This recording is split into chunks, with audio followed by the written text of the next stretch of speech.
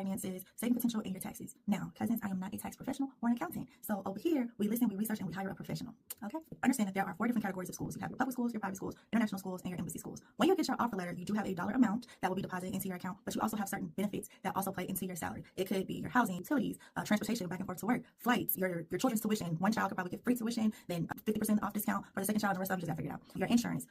If you are at an embassy school, then you have a whole nother layer of complexity, because then you get to play into my second point, which is your retirement. So for embassy schools, more than likely, that school is going to pay into your retirement. They will either pay it in themselves, or they will give you the money, and then what you'll do with it, that's on you. However, for a lot of us who are not at embassy schools, we're not paid into our retirement. So when I look at my TRS account, it's just for 5 years, not for the years that I spent abroad. Now, you do want to look into your home country's retirement system. You want to think about whether or not you want to roll over your pension into maybe an IUL, a Roth, or a 401k, just so that you can actually make it make sense into the compounded interest. You want to look up your host country's pension plans. See if you're going to be paying into it. For us in the Middle East, we don't really have one, but in the EU, it's all different. So it does depend on your geographical location. It depends on that country's laws, and you want to make sure that you're doing that research when it comes to that. The third thing is you want to figure out how to manage your finances.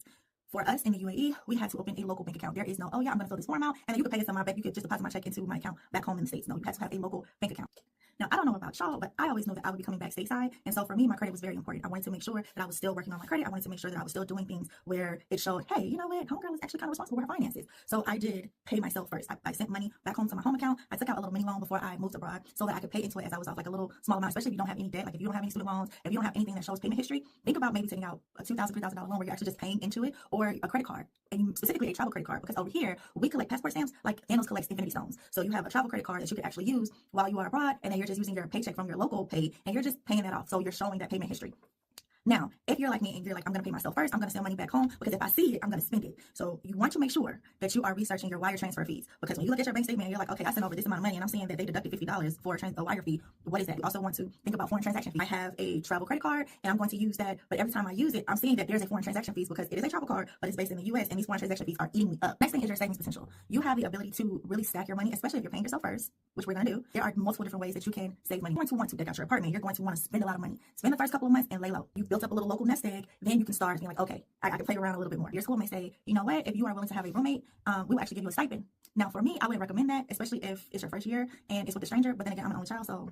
However, if it was with my girlfriends that I know we have the same temperament, now the school is giving you each a stipend, a housing stipend. You're only putting a certain percentage in for your rent and utilities, and then you're pocketing the rest. But again, it has to make sense. You want to look at, okay, well, what's the average for your utilities? How much on average do you pay as far as getting back and forth to work? Because if the school is providing transport, they're only providing transport to and from school housing to the school. So you want to make sure that you factor all that. The last thing that we're going to talk about is your taxes. If you are a U.S. citizen or a green card holder, you still have to file your taxes and report all foreign earned income. But there are several ways that you can kind of eliminate double taxation. The first thing that we're going to talk about is this form right here. This form allows you to exclude up to $126,000 of foreign earned income on your U.S. taxes. The next form is this form right here. This form is if you're paying taxes into a foreign government. So like in Europe, places like Europe, you're actually going to pay more taxes than you would in the U.S. I had a problem because I was in UAE. If you are being taxed for a foreign government, then you're going to file this form. This form is for you to potentially claim dollar for dollar tax credit on your U.S. taxes. So if I pay this amount of money into this foreign government, I may be able to get that dollar for dollar tax credit over here on my U.S. taxes. So your next tax form is going to be this one. This one is to help offset the cost of your housing and utilities while living abroad. Many countries do tax you, as I said earlier. Some countries actually have higher income taxes than the U.S. However, the Middle East, like UAE, Saudi, they did. So ours was a tax-free income. What does that mean? That means that my money was my money.